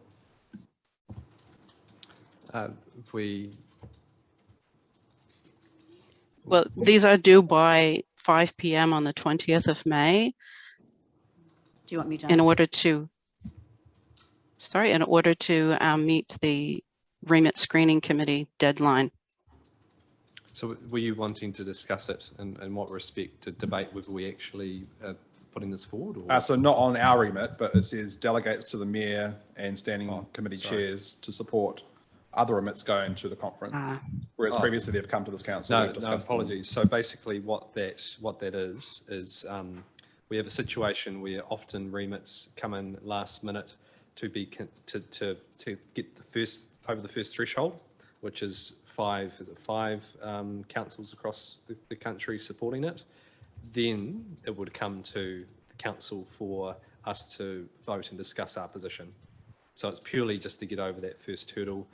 I think we somewhat kneecap ourselves by requiring a council meeting to endorse, let's say, for example, Carterton District Council have come to us on Friday, and they've given us 1 week.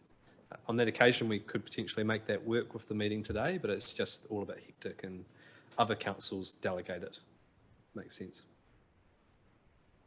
Okay, and my preference would be we would, for our virtual councillor whois, if we have the time, to be able to still raise it with all councillors and what comes before us, but that may not always be the case.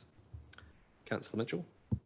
Yeah, just a question. I had a conversation with one of your staff, I think it was last week, about a remit about cat management, and suggested some wording for a potential remit. I assume that's not happening if the deadline is 5 p.m. Thursday. Yeah, so I think the discussion there was basically the remit's already been passed from our GNZ around cat management. Councillor Mitchell suggested, I think, something around advocating for each council to do a bylaw. Is that correct? Yeah. There was a remit passed in 2017 that LGNZ, as is often the case, lobby government to bring in the national cat management strategy, which they've been part of drafting, and clearly that lobbying hasn't worked. There were other remits passed in 2017 that weren't to lobby government. They were for councils themselves to take some action, and a suggestion was that we put a remit in for all councils to adopt the basic principles of cat management to demonstrate to the government how seriously we take this issue. Well, it's something we can discuss, but I think the practical reality of getting the support to even get that over the first hurdle is challenging. We've got basically 2 days to do that. Councillor Dyer. Thanks, Mr. Mayor. There was also discussion earlier in last year, around poking machines, and potentially a remit going to the conference would be a good position following our stance on it. Has there been any work on that, or of other councils? No, the short answer is no. And I know there are some national conversations happening on that, so I don't think that's one where we've missed the boat, and there is some lobbying going on. Yep.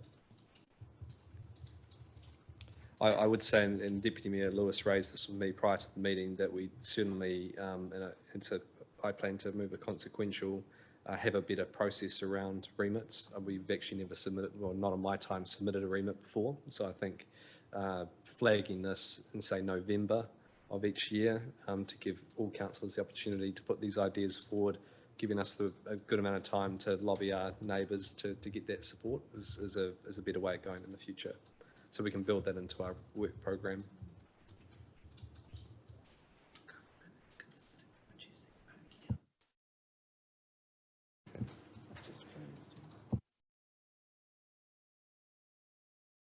Councillor Mitchell.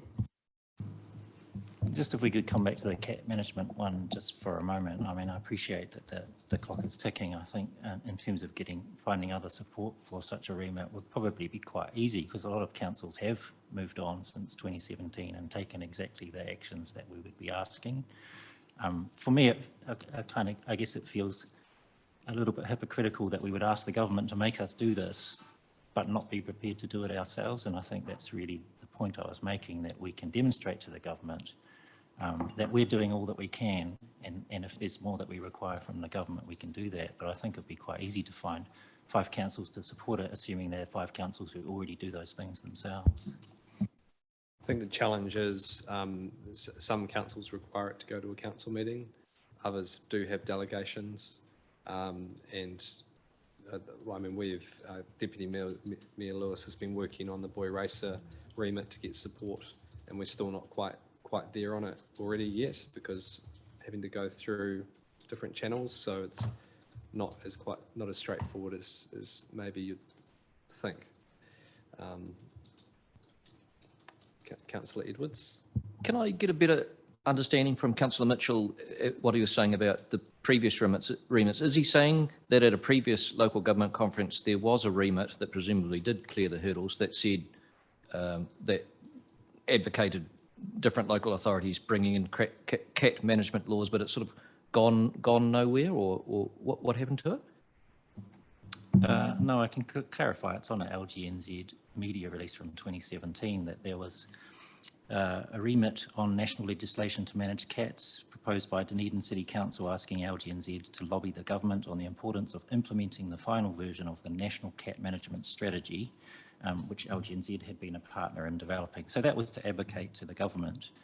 The following remit passed in the same meeting was a remit that asks all councils should consider the development of a sugar-sweetened beverages policy for the respective workplaces and facilities. So there are remits there which are to lobby government, and there are remits that to ask all councils to take action themselves. And what I'm suggesting is, if the lobbying of government hasn't worked, that we turn the focus back around on ourselves and ask all councils to commit to those basic principles. So the alternative sort of suggestion, which was, I suppose, easier, and I'm not saying that it's necessarily a bad idea, Councillor Mitchell, if we had the time, but is to push LGNZ on those remits that have been made in the past. And that was more in line with the conversation, which was around having a national approach to cat management, rather than encouraging each council to do their own bylaws. So that's, yeah. Yeah, I mean, I just assume that was done. The lobbying of the government was done. It's the same government, and the government hasn't taken action on it, and that's the real reason why I propose taking a different approach to trying to achieve the same outcome. And if it's something that we can address next year, then it's something that we can address next year. It was suggested by officers in an elected members request a couple of months ago, and again in a recent meeting. So it's unfortunate that we've kind of run out of time to do it this time around. Is there any other thoughts on this? Because I sensed your frustration on this, Councillor Mitchell, and I don't want to give you the sense that I'm being obstructive in doing it. But is there any other thoughts or ideas from what Councillor Mitchell is saying here from members? Councillor Edwards? I absolutely hear what Councillor Mitchell is saying, but personally feel it would be a bit rich of Hutt City Council to put forward a submission like that, calling on local authorities to get on with it when we haven't got on with it ourselves for reasonable reasons. Personally, I'd like to say that should I be lucky enough to be elected, it's certainly going to be a policy that I want to see early action on. But I just think, I think we've probably missed the boat for this LGNZ conference. Any other comments? Sort of agree with that? Yeah, I agree with that. And I do feel for Councillor Mitchell as well, knowing that it's the suburb I sort of am councillor over, they are up in arms over cats. So, but I think if we can get the processes in for remits, and following on what Councillor Edwards has said as well, we tag the whole lot together. The new council does that, and the new trainee, smooth the process. Okay, so we'll move back to the recommendations that are in front of us, and with an additional recommendation that officers report back on a process for remits to the Local Government New Zealand Conference, and that be part of the work program, and that can be in place for the new council. So that can come through at one of the early sessions, just an update of what that looks like. Sound okay? Great. So I'll move the recommendations that are in front of us. Do I have a seconder? Deputy Mayor Lewis. Any discussion? Councillor Dyer. Yeah, fully support this remit. It's desperately needed, both in our city but all around the country. I just hope that by putting forward this remit, we're not going to stop any work that we can do ourselves here in Hutt City while we wait for this review to happen, because we know LGNZ remits take a long time to get anywhere. So we've got issues in the city right now that can be addressed. So I'd still like to see those happen before we wait for this review to come back. Councillor Mitchell. Yeah, and happy to endorse this too, and particularly that it is, you know, rather than just lobbying for the government to do something, this is LGNZ taking some action itself and working alongside other partners. So I hope that it has some success. Deputy Mayor Lewis. I'd just like to thank the officers for putting this remit together in such a way that it is a working group that will look at across the board at all sectors, and hopefully we can get an outcome that is effective for every council around the country. Thank you.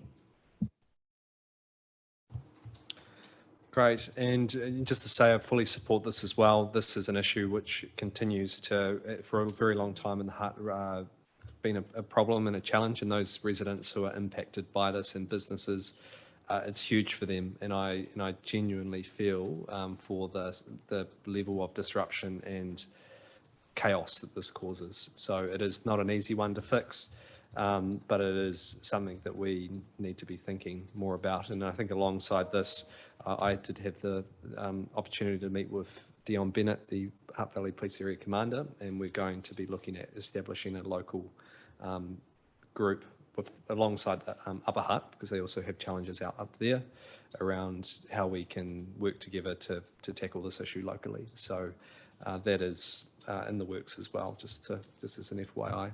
But thank you, Deputy Mayor Lewis, for your work in particular on this, knowing that a number of your residents, particularly in Korokoro, Seaview, in your ward, have been borne the brunt of a lot of this.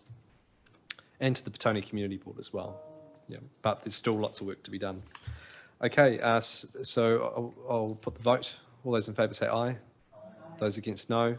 Declare that carried. Okay, so what we'll do is we'll go back to the major item on the agenda, because I know Councillor Briggs, you were just checking that out, and also we'll go through to conflict of interest declarations as well. So I'm not sure if you've had a chance to seek advice. I'm happy to take a little bit of time here, because I know that this has just come onto the agenda now. But Councillor Briggs. Thank you, Mr. Mayor. Yeah, I did take some quick advice, and I've come to the conclusion that the best way for me to manage my dual roles of both being a councillor on the Hutt City Council and a board member of the Hutt Valley District Health Board is to step away from this discussion and vote, just a minimum of a perception level, so that there is no perceived conflict in my participation today. So I'm going to remove myself from this. Can you please notify me when it's concluded? Councillor Shaw. Similar position for me, please. I'd like to step away from the table too as well in the discussion and the vote. And if I can, Mr. Mayor, if it can be noted accordingly that we've both stepped away, that would be appreciated. Thank you. Yep. No problem. Okay, and yes. Oh, that'd be a problem. Okay, so the recommendation we'll put up on the screen.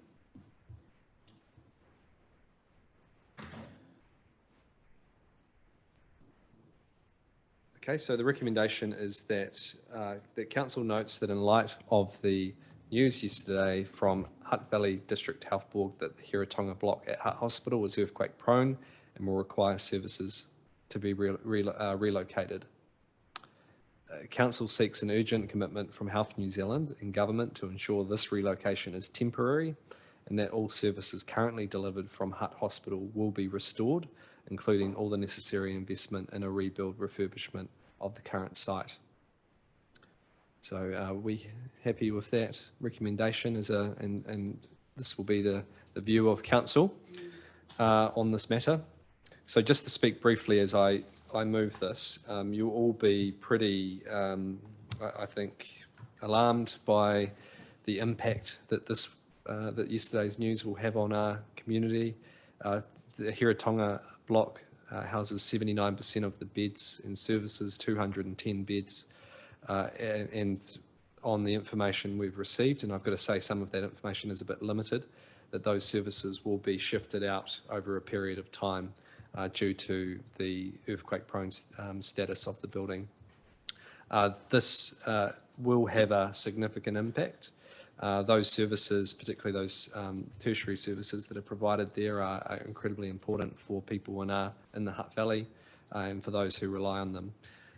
The thing that has alarmed me, which won't be a surprise if you followed any of the media in the last 24 hours, is that there is no commitment or clear guarantee from Health New Zealand or government, though there have been some comments from ministers and MPs, but there is no clear commitment currently that there is a long-term future for that site and that the services that are currently provided will return.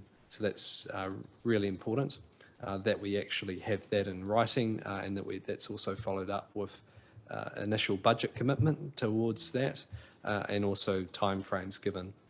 What I would also like to see personally is that wherever possible these services remain in the Hutt Valley where they can go. If there are buildings and sites, there are some obvious ones with maternity services which makes sense just across the road, I think, which I'm sure will be explored. But I would really like to see that as a first and foremost for what is currently provided to limit the impact on our residents in travelling across the region for these services. So I'm happy to open the floor for any other comments.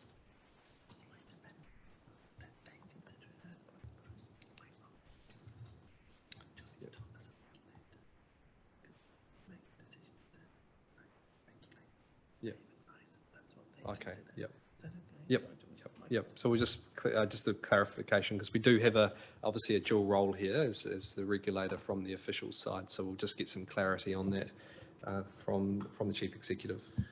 Oh, thanks, Mr. Mayor. I wonder if Kate could put the motion back on the screen. And just to remind members, so that the DHB, I'm speaking from a regulator's point of view as opposed to anything else. So actually looking at I think it's that Hutt Valley District Health Board have considered that they believe it to be earthquake prone.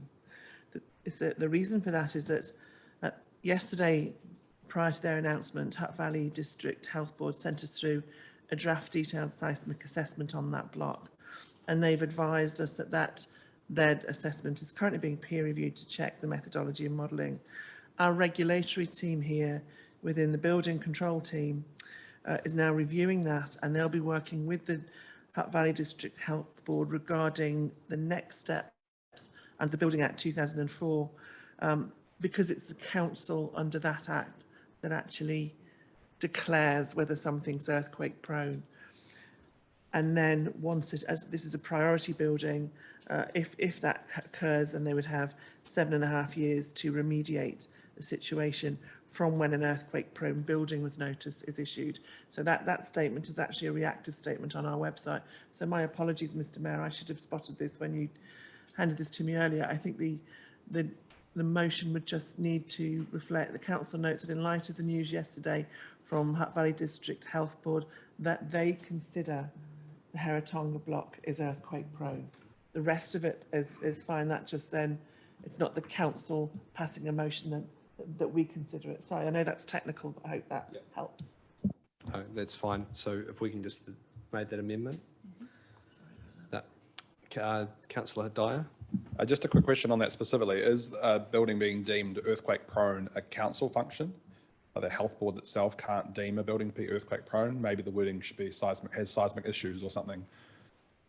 Just to clarify that. They did actually notify us, all of their comms yesterday say that they consider the building is likely to be earthquake prone.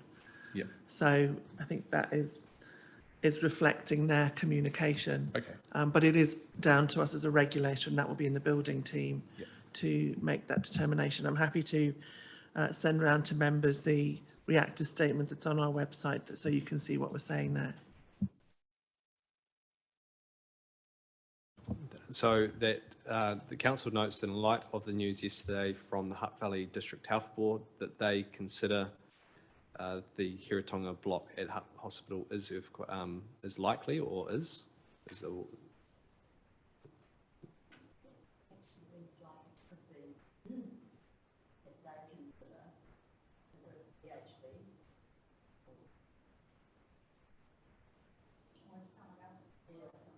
DHB, HVDHB consider. yeah. Okay, we'll just take a moment recess and just make sure we get that correct. Should it be something like that? They advised that the Hiratonga block is likely earthquake prone? Because they've been advised by a third party, haven't they? We'll just take 2 minutes, and I think, yeah, we can resolve this quickly. But it's just easier just to do that. So we'll come back at 11:56.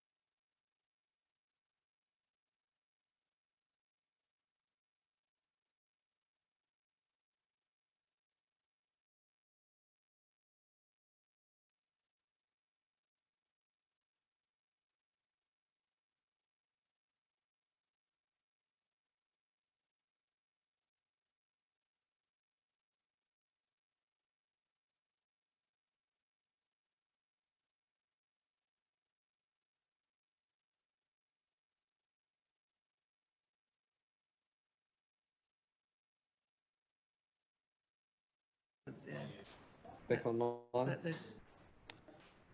Okay, apologies for that, but good to get it right. So I'll read that one more time. In light of the news yesterday from Hutt Valley District Health Board that following their seismic assessment, they consider the Hiratonga block at Hutt Hospital is likely to be deemed earthquake prone and will therefore require services to be relocated.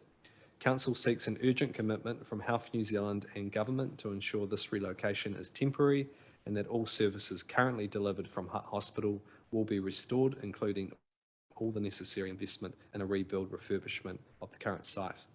So I've moved that. I had a seconder. Did I have a seconder? Councillor Edwards?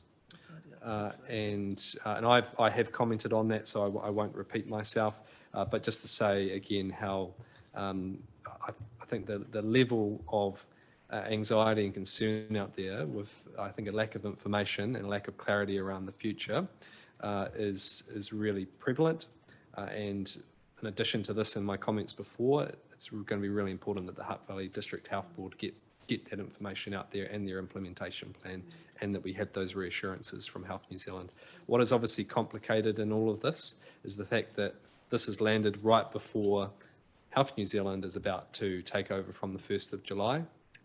So that's why I particularly think us asking for that commitment from them now is also really important, because they will be the decision makers come 1st of July. Councillor Mitchell. Just in addition to the comments you've made, Mr. Mayor, which I fully support, that it's so vital that our residents have access to services. It's worth noting, and perhaps not in the submission itself, that the hospital is also a really significant employer in our city. So another reason why we definitely want that to continue into the future. But also just a little bit concerned about what impacts it might have on some of their employees in this transition phase if services are to be relocated, particularly the ones on lower incomes who might, be asked to go and work somewhere a bit further afield. So, hopefully Health New Zealand or whoever will be in charge of moving this forward takes due consideration on the impact of their employees as well. Absolutely agree with those comments. Councillor Edwards. Yeah, I'd just like to say, Mr. Mayor, that your advocacy in the media on this yesterday was absolutely spot on. Probably everyone knows that there's a history to this. It would not be the first time if services at that site have been under threat. There was a march in 1991 that's still by far the biggest gathering of Hutt people showing their concern that I have seen in more than 35 years in the city. And if there's any threat of a downgrade of services at Hutt Hospital, whether that be just moving the 2 tertiary services that we've still got, or any range around that, there'll be uproar here. And the earlier we get it on, the national agenda and in front of national politicians and national health authorities, the better. So I support this move wholeheartedly. So, Councillor Dyer, then Councillor Sutton. Thank you. Wholeheartedly support all the views that have been spoken so far. And yeah, very similar thoughts to Councillor Mitchell with regards to disruption to staff. But I wonder whether alongside the commitment to return the services to Hutt Valley, and it probably doesn't need to go in the recommendation, but when those conversations are happening, that we do ask them to really minimise the impact to patients. We know, I won't go into the merits of that, but minimising disruption to patients in this transition period while we know what's happening. Staff is obviously a huge one, but also the patients going there and potentially even reconsidering their position on not acquiring the Te Awakarangi birthing centre. That seems like a perfect fit to reconsider that, given the history with it. So I know there'll be a lot of anxiety around patients, expectant mums thinking now, where am I going to be giving birth? And I think one thing that I've heard from the DHB, and I'd say the information is limited, that with the gradual move of services, that no one should be in a position where they are caught out, because you obviously aren't going to move that service out until you have a place or location for it. But I also want to see the detail and ensure that they are looking at all those options. So it's a very good point, Councillor. Councillor Sutton. Yep, I think we very much need to fight to make sure this happen. As Councillor Edwards said, it was been threatened in the past, and actually my father was instrumental in organising the march to save it, and I remember being on it. And so yes, I think we really need to. Already oncology is not done at Hutt Hospital, and people have to travel to Wellington, which is very stressful and very, very inconvenient. So we certainly don't want that to happen for all other services, especially seeing Wellington Hospital is on a fault line. I mean, it'd be interesting if they shifted it all there as an earthquake and Hutt was all right. Anyway, yeah, I think we need to do this. Thank you, Councillor Sutton. Completely agree. Deputy Mayor. Thank you. It's good to hear everybody's on the same page with this. How could we not be? And Mayor, thank you too for confirming that the care for residents that are staff working there and the patients themselves and the new model, Health New Zealand. I just want to know the relationship. Will it be the same as DHB and the council that you've had previously? Is that something that you aware of, or you're going to make happen? They will be hearing loud and clear from us for some time, I suspect, and those relationships absolutely will be there. Yep. Okay, any other comment? No, thank you. So all those in favour, raise your hand. Sorry, sorry, I thought just to show unanimous. So I'd like to declare that carried unanimously. Okay. Thank you, everyone. Moving through now to questions. We've received no questions. And now on to our closing karakia, which we'll just have up on the screen.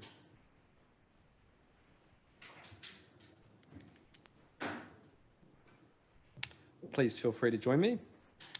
Anuhia, anuhia, anuhia e te uru tapu nui, wea watia, kia mama, te nako, tinsinia, te wariwa, e te are tatu, kua rai e longu, whakahiria e ki rangi, kia whatia, kia waatia, ara, kua watia, pai marie. I'd like to declare the meeting closed at 12:05. Thanks, everyone.